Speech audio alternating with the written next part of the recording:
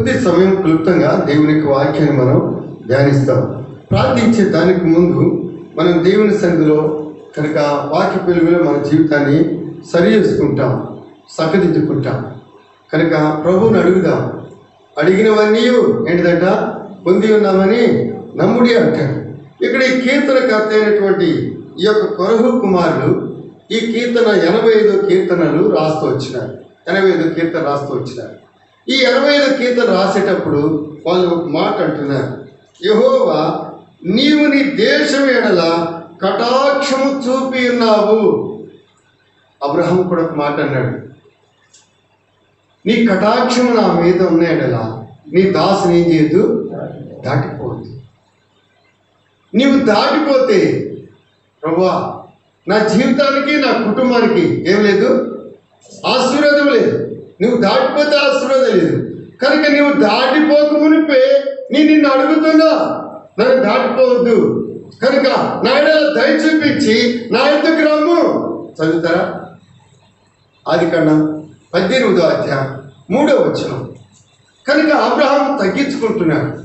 అబ్రహాము కనుక వినయుడితో వచ్చినాడు, లోబడితో వచ్చినాడు, సంపూర్ణంగా ఆ యొక్క నమస్కరిస్తూ వచ్చినాడు. చదవండి. ప్రభువా నీ కటాక్షము నా మీద ఉన్నాయి కదా, ఇప్పుడు నీ దాసుని ఏం చేయదు, దాటిపోవద్దు ప్రభా. కనుక నువ్వు దాటిపోతే నా జీవితం చీకటమయంగానే ఉంటుంది, అభివృద్ధి లేని స్థితిలోనే ఉంటుంది, ఆశీర్వాదం లేని స్థితిలోనే ఉంటుంది. వాగ్దానం అయితే ఉంది, అది నెరవేర్చబడట్లా. కనుక ఈ రోజు నిన్ను అడుగుతున్నా, వాగ్దానం ఏం చేయి, నెరవేర్చిన జీవితాల్లో. అందుకే కీర్తనకర్త అయినటువంటి కొరహు కుమారులు అడుగుతున్నారు. చదవండి 6వ వచనం. నీ ప్రజలు నీ యందు సంతోషించినట్లు నీవు మరలా మమ్మల్ని ఏం చేయి అంటే, మరలా మేము ఏమైపోయినాము, చచ్చిపోయినటువంటి వారంగా ఉన్నాం. జీవిస్తున్నామన్న పేరు మాత్రం ఉన్నది అనేది మృతుడమే. కనుక దేశము ఈ బ్రద్దలైన సందులో నిలుచొని వీరి కొరకు విజ్ఞాపన చేసేవారు ఎవరు అని ఏం చేస్తున్నాను, నేను కనిపెడుతూ వచ్చాను. అయితే ఒక్కడు కూడా కనపడాల. అదే ఇర్మియా గ్రంథంలో అంటాడు, 5వ అధ్యాయం 1వ వచనంలో ఒక మాట అంటాడు. 25వ అధ్యాయం 1వ వచనం. ఇర్మియా గ్రంథం 5వ అధ్యాయం 1వ వచనం. యెరూషలేము వీధుల్లో అటు ఇటు పరిగెత్తుచు చూచి తెలుసుకొని దాని రాజ వీధిలో విచారణ చేయడి, న్యాయం జరిగించు, నమ్మకముగా యత్నించున్న ఒకడు మీకు కనబడిన యెడల నేను దాన్ని ఏం చేసేదను, క్షమించేదను. ఎంతమంది కావాలంట? ఒక్కడుంటే చాలు. ఒక్కడి సరిగి కొడితే ఎంతమందికి రక్షణ వస్తుంది? ఒక్కడే అన్నిటికీ మూలం. కనుక కీడికి ఆశీర్వాదానికి ఒక్కడే మూలం. కనుక ఆ ఒక్కడు సరిచేయబడితే చాలు. ఒక్కడుంటే ఈ విషయంలో నేను ఆ దేశాన్ని కటాక్షిస్తాను. అయితే ఒక్కడు కూడా ఏంటిది లేదు. బ్రద్దలైన సందులో నిలుచొని వీరి కొరకు విజ్ఞాపన చేసేవారు ఎవరైనా ఉన్నారా అని చూస్తే ఒక్కడు కనపడలా. యెరూషలేములో ఒక్కడు కనపడలా. మరి హెబ్రోన్లో, మన సంఘంలో, మనమున్న స్థలంలో, ఈ మందిరంలో దేవుని కొరకు ఒక్కడిగా ప్రయాసపడేవాడు ఉంటే ఆ ఒక్కరి ద్వారా దేవుడు ఏం చేస్తాడు, కార్యం జరిగిస్తాడు. అంటాడు కదా, ఒక కుటుంబంలో ఒక్కడి రక్షించబడితే ఆ కుటుంబాన్ని ఏం చేస్తాను, కాపాడుతాను. కనుక నీవే నా ఎదుట ఏమైనావు, నీతిమంతుడు అయినావని కనుక దేవుడు నోవాహు గురించి మాట్లాడుతూ ఉన్నాడు. ఆ ఒక్కరి ద్వారా కుటుంబానికి రక్షణ వచ్చింది. మరి ఎందుకు ఉద్యోగం రావట్లేదు, ఎందుకు వెలిగించబడట్లేదు? మనము దాచబడుతున్నాం. యథార్థంగా ఏం చేయట్లేదు, ఒప్పుకోవట్లేదు, దాచుకుంటున్నా బలహీనతలు. కనుక అందరూ బట్టి దేవుడు ఏ కార్యం చేయట్లా. చూడండి ఆ మాట అంటాడు, ఆదికాండం 13వ అధ్యాయం 4వ వచనం. ఆదికాండం 13వ అధ్యాయం 4వ వచనం. తాను మొదట బలిపీఠం కట్టిన చోట చేరెను. అక్కడ అబ్రాము యెహోవా నామమున ప్రార్థన చేశాను. ఎక్కడికి వచ్చాడు అబ్రాము? మొదటి స్థలానికి వచ్చినాడు. ఎక్కడ తప్పిపోయినాడు అక్కడ సరి చేసుకుంటున్నాడు. అక్కడికి వచ్చి బలిపీఠం కట్టాడు. చదువు 18వ వచనం. అప్పుడు అబ్రాము తన గుడారమును తీసి హెబ్రోనులోని మమ్రే దగ్గర ఉన్న సింధూర వృక్షవనంలో దిగి అక్కడ యెహోవాకు ఏం చేసినాడు? బలిపీఠం కడుతూ వచ్చినాడు. కనుక ఎక్కడ తప్పైనాడో అది సరి చేసుకున్నాడు. ఈ రాత్రి ఆల్-నైట్ ప్రేయర్ లోకి వచ్చినటువంటి మనం ఆల్-నైట్ ప్రేయర్ చేయడానికి, ఈ ప్రార్థనకు ఆల్-నైట్ ప్రేయర్ మీటింగ్ లో వచ్చినటువంటి మన జీవితాల్లో ముందు మనం ఎక్కడ తప్పానో చూడాలి. కనుక ఎక్కడ మన జీవితంలో దిగజారిపోయినామో చూడాలి. అందుకే కీర్తనకర్త 85వ అధ్యాయంలో అంటాడు, మరలా మమ్మల్ని ఏం చేయి? బ్రతికించు. ప్రభువా, నేను ఎక్కడ తొలగిపోతూ వచ్చాను. అబ్రహాం 2 స్థలాల్లో కూడా ఆరంభిస్తున్నాడు, రెండింటి మధ్యలో కూడా ఆరంభిస్తున్నాడు. ఎక్కడ? హాయికి, తర్వాత చదువుతారా? 12వ అధ్యాయం, ఆదికాండం 12వ అధ్యాయం. అక్కడ నుండి బయలుదేరి బేతేలుకును తూర్పునున్న కొండకును చేరి పడమటనున్న బేతేలుకును తూర్పునున్న హాయికిని మధ్యలో గుడారం వేసి అక్కడ ఏం చేస్తున్నాడట? ఎక్కడమ్మా? ఎన్నో వచ్చిన? 8వ వచ్చిన. కనుక రెండింటి మధ్యలో గుడారం వేసినాడు. ఎక్కడ వేయాలా? ఒకే ఒక స్థలం, రెండింటి మధ్యలో కాదు. చూడండి, యేసు ప్రభు యెరూషలేములోనికి రావడానికి ఒక మాట చెప్పాడు శిష్యులను పిలిచి. ఏమని? నేను యెరూషలేములోనికి వెళ్ళాలా? మీరు వెళ్ళి ఒక ఊరు బయట ఏముంది? ఒక గాడిద పిల్ల ఉంది. ఊరు బయట అంటే అటు అడవికి ఇటు ఊరికి ఎక్కడుందంటే అది మధ్యలో ఉంది. కనుక మధ్యలో కాదు, ఎక్కడైనా ఒక స్థలంలో ఉండాలా. నువ్వు ఉంటే అచ్చగానే ఉండు, లేకపోతే చల్లగానే ఉండు. నులిమెచ్చగా ఉంటే నువ్వు ప్రయోజనం లేదు, నువ్వు ప్రయోజనంలా. నువ్వు ఎక్కడైనా ఒక స్థలంలో ఉండు. కనుక అబ్రాహాము ఎక్కడ వేసినాడు గుడారం అంటే? ఇటు హాయికి, రెండోది బేతేలుకి మధ్యలో వేసినాడు. ఈ మధ్యలో వేసినాడు కనుకనే ఐగుప్తుకి వెళ్ళాడు. మధ్యలో వేసాడు కనుక ఐగుప్తుకి వెళ్ళాడు. ఐగుప్తుకి వెళ్ళాడు కనుకనే ఆత్మీకంగా దిగజారిపోయినాడు. మా దైవజనుడు చెప్పినాడు, జిఆర్ నారాయణ గారు చెప్పినాడు, రాసినాడు, ఒక బుక్లో రాసినాడు. నేను చదువుతూ వచ్చినాను. ఏమని రాసినాడంటే, దగ్గర అబ్రాహాము ఐగుప్తుకి వెళ్ళిన తర్వాత 13 సంవత్సరాలు దేవుని యొక్క సన్నిధిని కోల్పోతూ వచ్చినాడు. ఒక రోజు కాదు, 2 రోజులు కాదు, 13 సంవత్సరాలు. అమ్మా, 13 సంవత్సరాలు దేవుని సన్నిధిని కోల్పోతూ వచ్చినాడు. ఎందుకు నాకు ఇంత నష్టం వచ్చింది? దైవ సన్నిధిని నేను కోల్పోతూ వచ్చాను, దేవుని యొక్క సహవాసాన్ని కోల్పోతూ వచ్చినాను. కనుక ఐగుప్తుకు వచ్చి అబద్ధం ఆడుతూ వచ్చినాను, లేనిది సమకూర్చుకుంటూ వచ్చాను. ఇది అంతటికి మూలం ఏంటంటే, ఇది నా ఇష్టం ప్రకారంగా వచ్చాను కనుక అందుకే ఈ కష్టం, అందుకే నష్టం, అందుకే ఈ పతనం. అయితే నా జీవితాన్ని సరి చేసుకుంటాను. అందుకే పాడతారు ఈ పాట, పడిపోయిన నీ బలిపీఠము సరి చేయుటకు నీవు సిద్ధమా? పడిపోయిన నీ బలిపీఠము సరి చేయుటకు నీవు సిద్ధమా? ఇశ్రాయేలు దేవుని వేడినా, ఇశ్రాయేలు దేవుని వేడినా, అభిమూలముగా బదులిస్తున్. ఇశ్రాయేలు దేవుని వేడినా, అభిమూలముగా బదులిస్తున్. నీ వెన్నాలు 2 తలంపులతో, నీ వెన్నాలు 2 తలంపులతో కుంటి నడచేదనిగో, కుంటి నడచేదనిగో.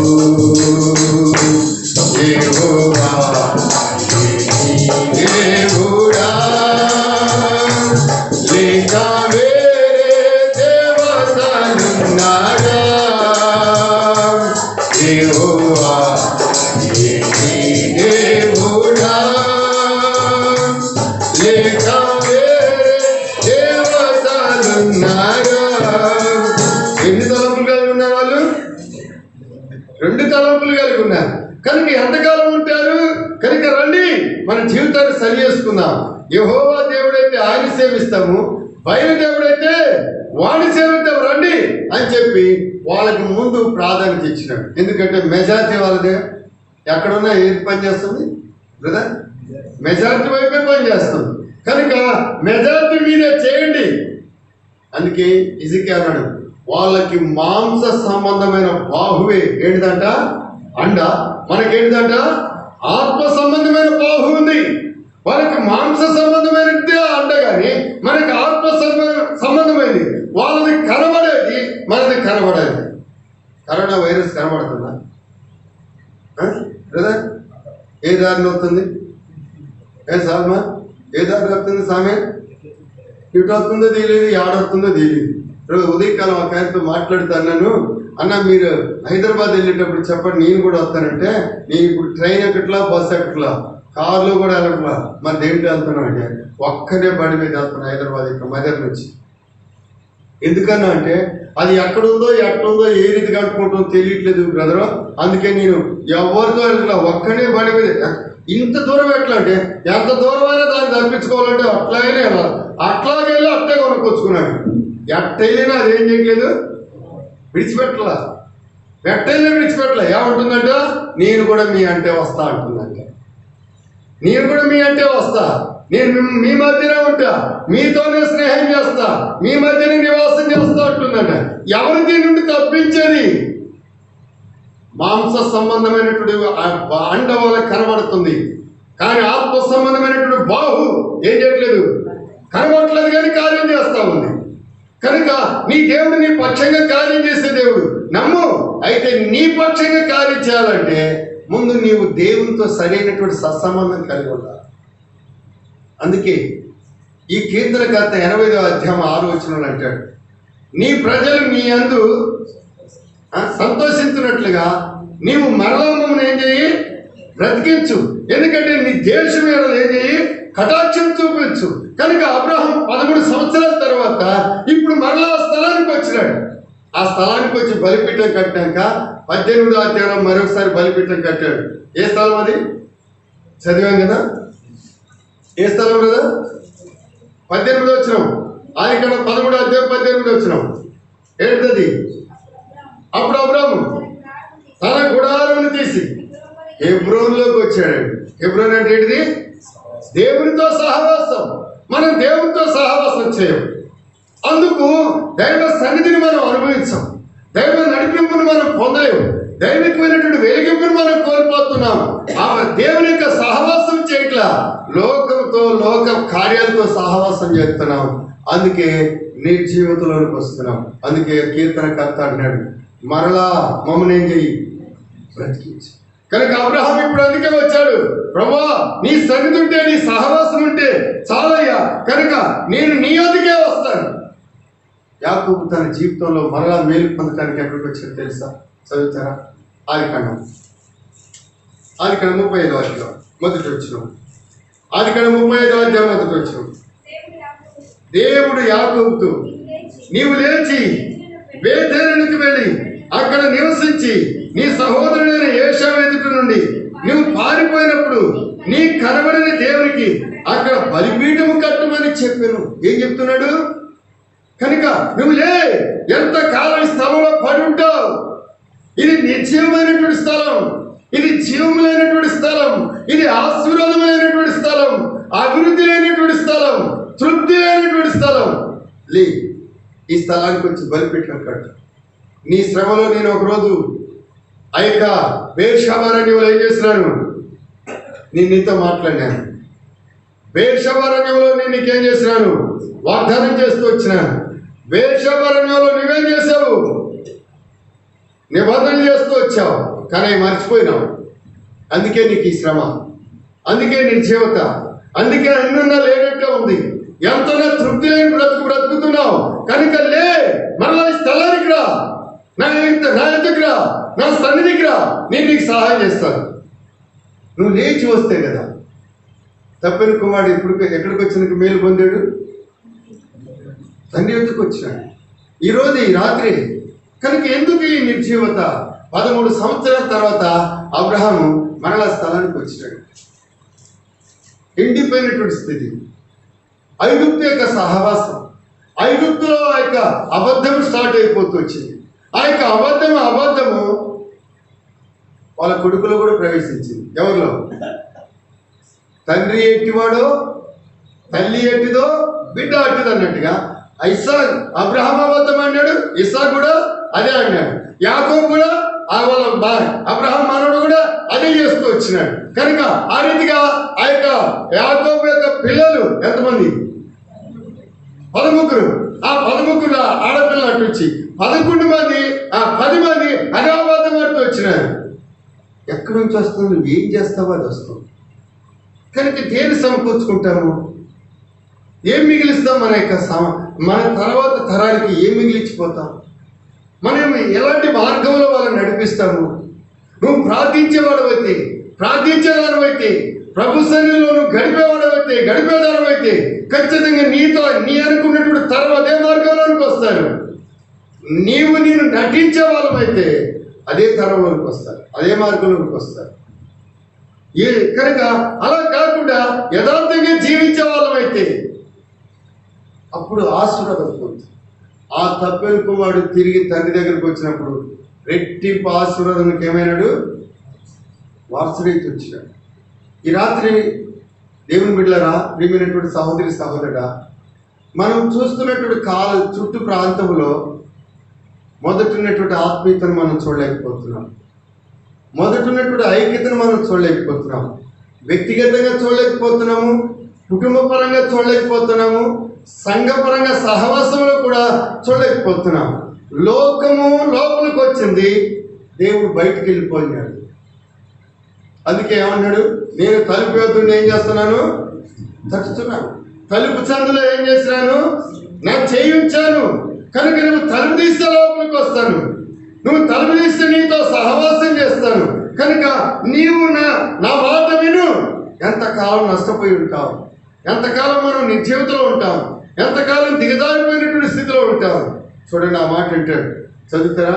మొదటి అధ్యాయం, రూతు గ్రంథం 1వ అధ్యాయం 21వ వచనంలో ఓ మాట అంటాడు,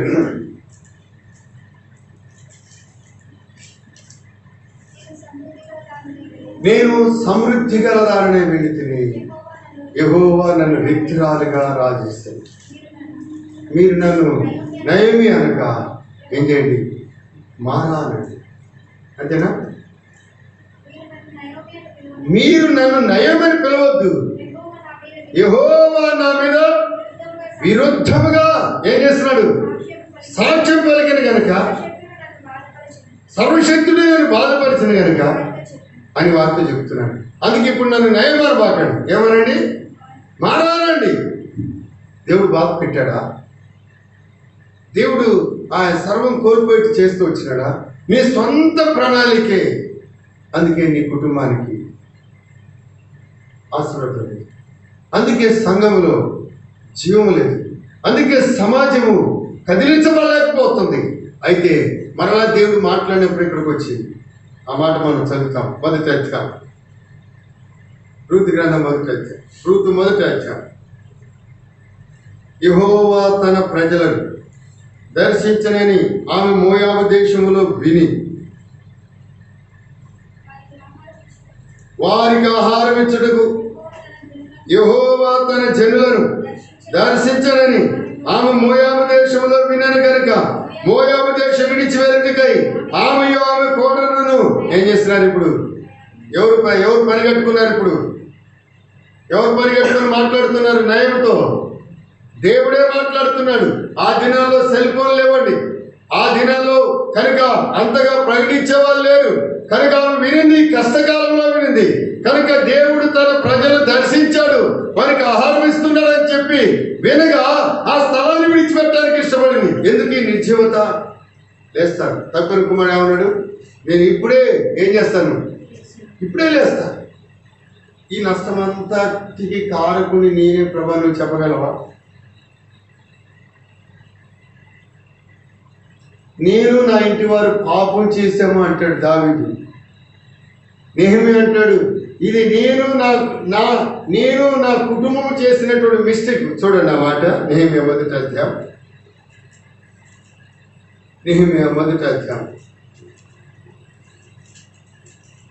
అధ్యాయం 6వ వచనం. నీవి చెవి యొక్కి నీ నేత్రములు తెరచి నీ సన్నిధిని దివారాత్రముని దాసులైన ఇశ్రాయేలు పక్షంగా నేను చేయి ప్రార్థన అంగీకరించుము. నీకు విరోధముగా పాపం చేసిన ఇశ్రాయేలు కుమారుల దోషమును నేను ఒప్పుకొనుచున్నాను. నేను నా తండ్రి ఇంటి వారును పాపము చేసి ఉన్నాము. ఎక్కడున్నాడు అప్పుడు నెహెమ్యా? రాజభవనంలో ఉన్నాడు. లగ్జరీ జీవితం. ఆయనకి కష్టం అంటే ఏంటో తెలీదు, చెమట ఉడపడం అంటే ఏంటో తెలీదు. ఎందుకంటే రాజభవనంలో ఉన్నవానికి ఎండ తగులుతుంది, రాజభవనంలో ఉన్నటువంటి వానికి కరువేం తెలుస్తుంది, రాజభవనంలో ఉన్నటువంటి వానికి శ్రమేం తెలుస్తుంది. కానీ అక్కడ దేవుని ప్రజలు, తన ప్రజలైనటువంటి ఇశ్రాయేలీలు చెరపడబడుతూ వచ్చినారు. యెరూషలేము ప్రాకారం కూల్చివేయబడుతూ వచ్చినాయి, దాని గుమ్మములు కాల్చివేయబడుతూ వచ్చినాయి. ఇవన్నీ రాజభవనంలో ఉండి విని ఆయన ఉపవాసం ఉండి ప్రార్థన చేస్తూ వచ్చినాడు. దీనంతటికి నేను కారకుడు. నువ్వు చెప్పగలవా? ఈ నిర్జీవతకి, ఈ అభివృద్ధి లేని కారణానికి, కనుక నా కుటుంబానికి, సంఘానికి, కనుక పరిచర్యకు నేనే కారకుడని నువ్వు చెప్పగలవా? యోనా లేచి చూచి అంటాడు. యోనా ఓడ దిగువ భాగం నుండి ఆ ఓడ నాయకుడు లేపితే ఆ ఓడ దిగువ భాగం నుండి యోనా పైకి వచ్చి అన్నాడు. ఒకే మాట అన్నాడు. ఏమని? నన్ను బట్టి ఈ గొప్ప తుఫాను ఏంటిది మీ మీదకి వచ్చింది. ఈ శ్రమ కారకుని నేనే, ఈ నష్టానికి కారకుని నేనే, ఈ యొక్క నీ జీవిత కారకుని నేనే, కారకురాలు నేనే. చెప్పగలవా? మనం ఎప్పుడైతే సరి చేసుకోగలుగుతామో దేవుడు ఏం చేస్తాడు? క్షమిస్తాడు. క్షమించట్లా ఆయన ఎలాంటి వాడు? సిద్ధ మనసు కలిగిన వాడు. మనం ఎట్లా సరి చేయబడతాం? మనం అంత తొందరగా ఒప్పుకుంటామా? ఇందులో ఒకడు నన్ను అప్పగించేవాడు ఉన్నాడు అంటే ఒకరి ముఖం ఒకరు చూస్తున్నాడు. ఒకరి ముఖం ఒకరు చూడటం కాదు, అందరు దేవుడి ముఖం చూడాల్సి ఉంది కదా. ఒకరి ముఖం ఒకరు చూసుకున్నారు తప్ప ఆయన వైపు చూడట్ల. కనుక ఇప్పుడు ఒకళ్ళొకళ్ళు స్టార్ట్ అవుతా ఉన్నారు. ప్రభా నీనా అని వస్తూ ఉన్నారు. ఆడు కూడా అనుకున్నాడు నీగా వెళ్ళకపోతే ఏమనుకుంటాడు అని చెప్పేసి, బోధకుడా నేనేనా ఈ బాధకు కారకుడిని అన్నట్లుగా మాట్లాడితే నువ్వు అన్నట్టే నీవే కారకుడా నేనే అయి ఉంటానేమో బహుశా. ఆ రీతిగా మనం సరి చేసుకుంటే ఏం చేయబడతాము?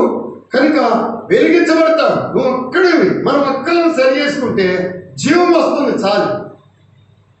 మేలుకై ఎంతైనా ఏం చేయొచ్చు? త్యాగించేయాలి. మేలు కొరకై త్యాగించేయాలి. కనుక అప్పుడే ఆశీర్వాదాన్ని పొందగలుగుతాం. కనుక యోనా ఒక్కడ సరి చేయబడితే ఓడలో ఉన్న వారికి ఏమొచ్చింది? నెమ్మది వచ్చింది. నినివే పట్టణానికే ఏమొచ్చింది? రక్షణ వచ్చింది. ఒకవేళ యోనా సరి చేసుకోకపోతే వాళ్ళు ఎత్తాల పడేసేవాళ్ళు. ఎందుకంటే పాపం కప్పుకుంటే మాత్రం పాపంలో వచ్చు జీతం ఏంటిది? మరణం అన్నది. కనుక చచ్చిపోయాడే. అయితే యోనా యథార్థంగా ఒప్పుకున్నాడు. ప్రభా అయ్యా నేనే దీనికి కారకుడిని. కనుక ఈ నిర్జీవితకి, లేకపోతే అందరు దూరం అవటానికి, అందరూ కనుక నిర్జీవితంలోకి రావడానికి కారకుడిని నేనే చెప్పగలుగుతూ వస్తే, సరి చేసుకోగలుగుతూ వస్తే దేవుడు నిన్ను మండిస్తాడు. నువ్వు మండితే అనేక స్థలాలను ఏం చేస్తావు? మండిస్తావు. నువ్వు వెలిగితే అనేక ప్రాంతాలకు వెలుగును చూపించగలుగుతావు. అందుకే మండించు, నాలో అగ్ని మండించు. ప్రభా నన్ను మండించు. ఎవరి సంగతి ఎందుకు? అందుకే జాన్ హైడ్ అనేటువంటి దొర ఏమనేవాడంట? ప్రసంగాలకి నన్ను పిలవకండి అనేవాడంట. ప్రసంగానికి కదా నన్ను పిలిచేది. ప్రసంగ వేదిక నాకు అవసరంలా. మరి ఏం కావాలా? ప్రార్థనా స్థలం కావాలి. నాకు ప్రార్థన స్థలం కాదు, ఇస్తే చాలు. నేను ప్రార్థన చేస్తాను, నేను ప్రసంగం చేయను, నేను మరుగా ఉంటాను. ఎవరైతే ఆ స్థితిలోనికి వస్తారో వాళ్ళ ద్వారా క్షేమాభివృద్ధి సంఘానికి, వాళ్ళ కుటుంబానికి, ఆ దేశానికి, ఆ ప్రాంతానికి క్షేమం ఉంది. కనుక అందుకే ఆ యొక్క స్త్రీ ఇప్పుడే ఏం చేస్తాను, ఆ స్థలం విడిచిపెట్టింది. అది నష్టదాయకమైనటువంటి స్థలం. తను ఎంచుకున్నది నష్టానికి కారణం. నువ్వు ఎంచుకున్నది నష్టానికి కారణమేమో, బహుశా గుర్తుపెట్టుకో. నీ నిర్ణయం నష్టానికి కారణమేమో. యోనా ఎంచుకున్న మార్గము ఎవరికి నష్టం? వాడవాళ్ళకి, అక్కడ ఉన్న ప్రజలకు కూడా నష్టం. అయితే యోనా సరిచేయబడగా వాళ్ళు నష్టం నుండి తప్పించబడ్డారు. నా పక్కన కీడు జరిగినా పర్లేదు ప్రభు, వాళ్ళకి మాత్రం కీడు జరగదు. నా యొక్క అవినీతిని బట్టి వాళ్ళు నష్టపోవద్దు, నా బిడ్డలు నష్టపోవద్దు, విశ్వాసం నష్టపోవద్దు, సంఘం నష్టపోవద్దు, సేవ నష్టపోవద్దు, ఈ ప్రాంతం నష్టపోవద్దు. కనుక నన్ను నేనేం చేయాలో చెప్పు. కనుక ఎప్పుడైతే ఆ అనుభవంలోనికి రాగలుగుతామో అప్పుడు దేవుడు మనల్ని ఏం చేస్తాడు? సమకూరుస్తాడు. మరలా మమ్మల్ని ఏం చెయ్యి? బ్రతికించు. మరలా మమ్మల్ని బ్రతికించు. ఇంకో మాట చదువుతారన్నమాట. 24వ అధ్యాయం, 24వ అధ్యాయం మొదటి వచ్చిన.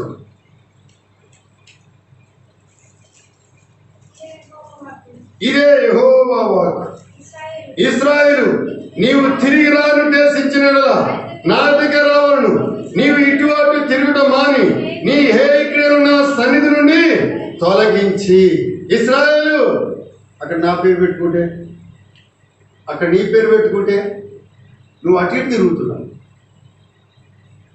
అందుకే నీ ద్వారా ఏ క్షేమం లేదు, నీ ద్వారా ఏ అభివృద్ధి లేదు, నీ ద్వారా సమాధానం కూడా లేదు, నీ ద్వారా ఐక్యత కూడా లేదు. నీ వల్ల ఎవరు మేలు పొందట్లేదు.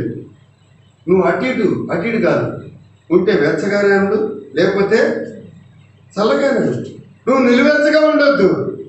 కనుక నువ్వు యథార్థంగా ఉండాలి. ఇతడు నిజముగా ఇశ్రాయేలీయుడు, ఇతని యందు ఏ కపటము లేదు. కనుక కపటము లేని వారు ప్రార్థిస్తే ఎలా ఉంటుంది తెలుసా? యథార్థవంతుల ప్రార్థన ఆయనకి ఏంటంట? ఆనందకరం. యథార్థవంతులు ప్రార్థిస్తే ఆయన ఆనందిస్తాడు. ఏలియా మన వంటి స్వభావం కలిగిన, అమ్మా ఇక్కడే ఉన్నావా, చేలో ఉన్నావా? ఏలియా మన వంటి స్వభావం కలిగిన మనుషుడే. ప్రార్థించేదానికి ముందు చూడండి, ఏలియా మన వంటి స్వభావం కలిగిన మనుషుడే, కానీ ప్రార్థించేదానికి ముందు ఏం చేసినాడు? బలిపీఠాన్ని సరి చేస్తూ వచ్చినాడు, రాళ్ళను చక్కబరుస్తూ వచ్చినాడు, కట్టెలు క్రమంగా పేరుస్తూ వచ్చినాడు, బలిపీఠాన్ని సరి చేసినాడు, ఆ తర్వాత సమీపించినాడు, ఆ తర్వాత ప్రార్థిస్తూ వచ్చినాడు. సరి లేకుండా ప్రార్థిస్తే ప్రయోజనం ఏమీ లేదు. చేయొచ్చు, ప్రార్థన చేయొచ్చు.